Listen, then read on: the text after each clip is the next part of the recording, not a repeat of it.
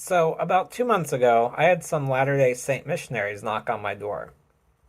I ended up having a follow-up conversation with them about a week later, and they gave me a copy of the Book of Mormon during that time. And after they left and pondering a little bit, I decided to read the Book of Mormon all the way through. From the very first pages, I could tell something was pretty off. Surprisingly, it wasn't exactly the theology or the doctrine that was throwing me off, though there definitely were a few passages that were a bit doctrinally problematic. What was causing the alarm bells to go off in my head was the fact that there were passages from the Gospel of John and St. Paul's epistle to the Romans that were being quoted or alluded to in the first section of the book, which is dated to be like around 600 BC. That, of course, is problematic since Romans and John were written during the first century AD.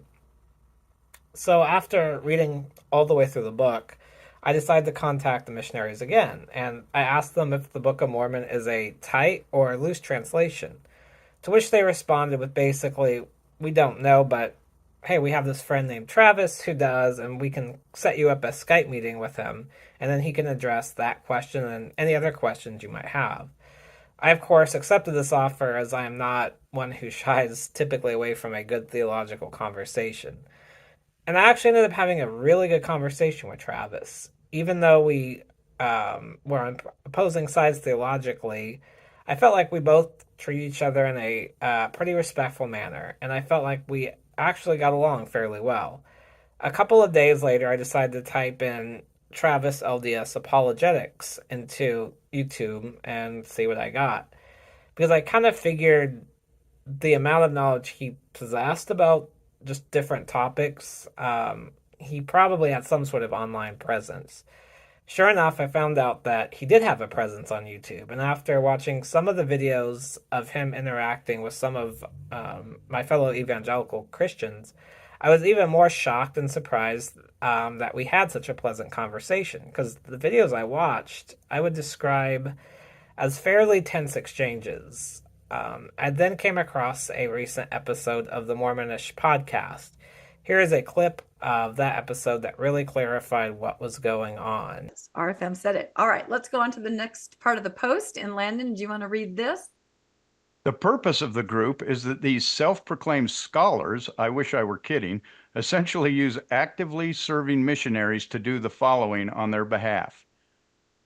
1, use missionaries to fish for conversations with antis or bashers of any stripe, and then try to provide their own bizarre brands of faith-promoting apologetics to these missionaries.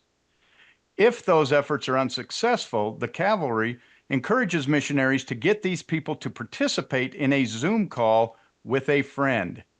The friend ranges from 1 to 2 plus apologists on average, but at times they've had several on a single call. The purpose of their joining is to debate these people, and they are often condescending, harsh, unkind, and disrespectful. The missionaries usually just sit on the sidelines, not saying anything at all. The cavalry often record these conversations without asking permission and then post the videos as listed on a dedicated YouTube channel. Additionally, they post the videos in the group itself for missionaries to watch, and the cavalry instructs the missionaries on how to improve their argumentation.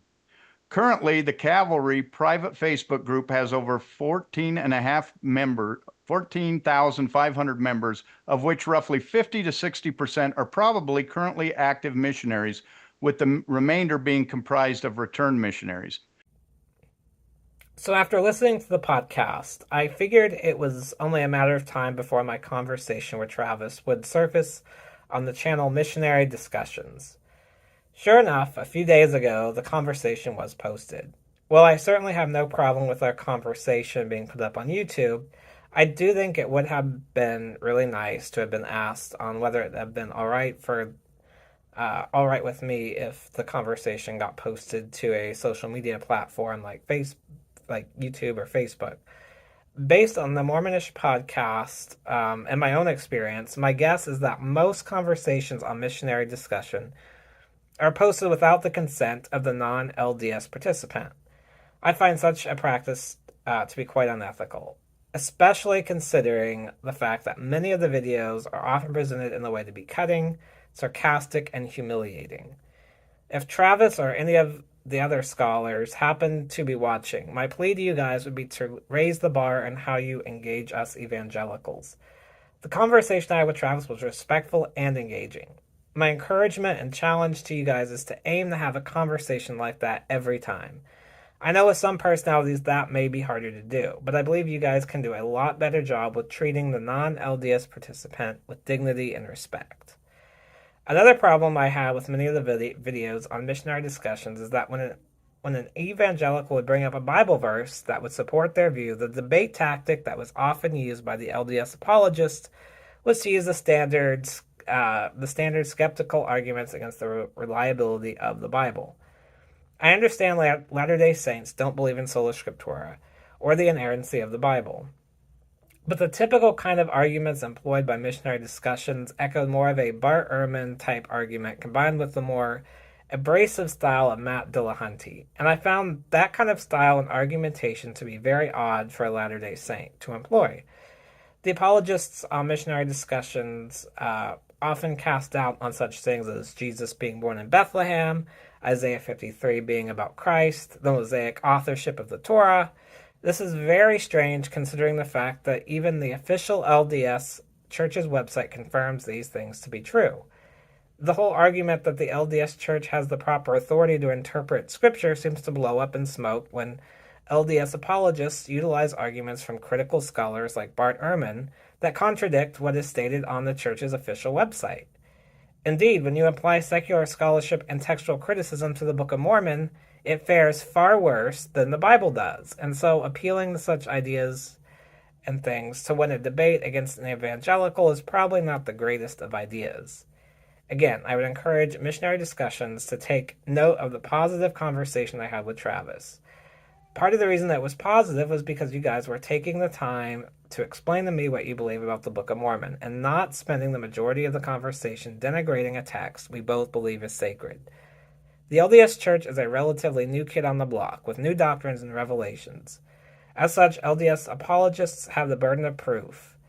LDS apologists need to provide reasons and evidence for Protestants like me to believe the Book of Mormon. They should not be wasting their time in counterproductive argumentation that results in their own worldview's destruction.